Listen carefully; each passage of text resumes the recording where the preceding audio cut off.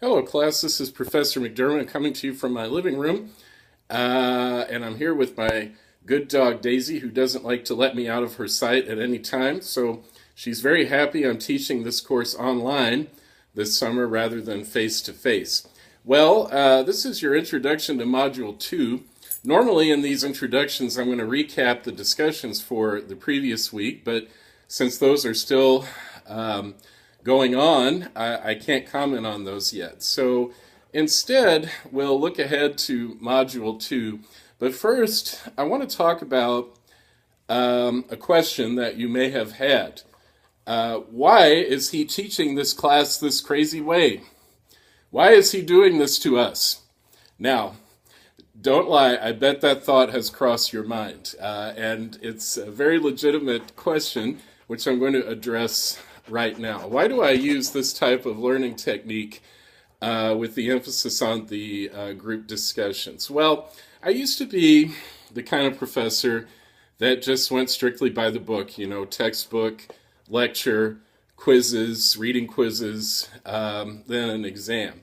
And after a while, I just got tired of looking at my students, seeing their eyes glazed over day after day.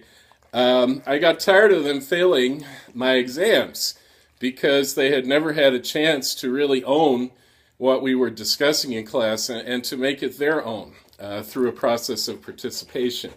And so, Daisy, you're upstaging me now. Stay down, girl. I decided to switch to using what are called active learning techniques, especially using group work.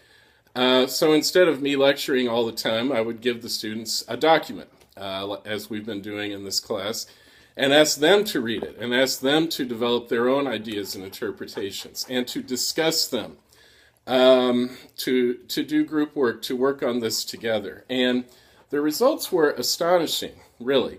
Not just in terms of the level of engagement from my students, but also in terms of assessment. I noticed that the quiz grades, the exam grades were going up dramatically. And so I'm firmly committed to this method of learning. But I have to make a true confession now. This is the first time I've actually tried to use these learning techniques in an online class. And I was a little nervous about this at first, but actually there are quite a few advantages to doing this kind of thing in an online setting, especially the discussions, because after all, in the online setting, you at least have a few days to think about the documents and the questions, to talk about them, and to really go deep into them and to come up with a really excellent answer. Much more so than if you were in a classroom where I'm putting you on the spot and asking you to come up with something within 50 minutes. So really, I think this kind of thing should work even better in the online discussions. And I believe that all of you are getting the hang of this now, and I'm seeing the discussions really heat up and come to some excellent conclusions. So I want to thank you for staying with me on this and persevering. And I think that you're starting to see the results already. It would have been a lot easier for me just to give you a textbook and to have you go through it and to give you online quizzes that the computer grades that I don't have to grade. But I just can't teach that way anymore. I can't go back to that. And so I want to thank you for staying with me in this experiment.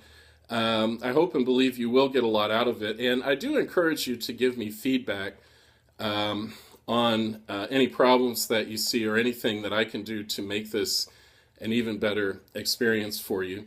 Like the focus thread that I created last week. It occurred to me that it was confusing to have discussions going on 3 or 4 different threads. And so now, once you've posted your initial answer to the questions, move on to the focus thread, and that's where everyone can have their discussion. And then once you've come up with an answer that everybody can agree on after the give and take, that incorporates all the insights from different people, post that on the answer thread, okay?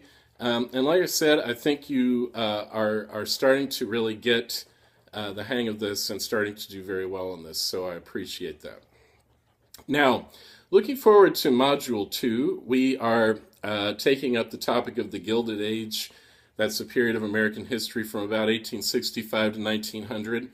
And you're also getting the first part of your written assignment. It's actually one written assignment that's broken up into three parts over the course of this summer A term. And the first part asked you to go onto the Galileo database. This is an excellent database that the library provides for us, to find an article, to write a brief synopsis of it, and to include the citation for it in MLA format. That's what we'll be using. It's what you learned in your English comp courses, and it's what we'll be using for this course. So please go over the PowerPoint I've posted that teaches you how to find those articles on Galileo, and shows you where to find the citations for those articles also. And please let me know if you have any questions. Finally, I want to thank you especially. I really wish that the course had started after Memorial Day, and I'm not sure why it was scheduled this way, but we're sort of stuck with it. So I want to thank you because I know all of you have given up at least part of your Memorial Day weekend to this course, and I'm very grateful for that. But I want to wish you a very happy and also thoughtful Memorial Day tomorrow as we remember the men and women who've given their lives to protect the United States and to make this history possible that we're discussing. So thanks a lot. Daisy says thank you, and I look forward to working with you in the next module.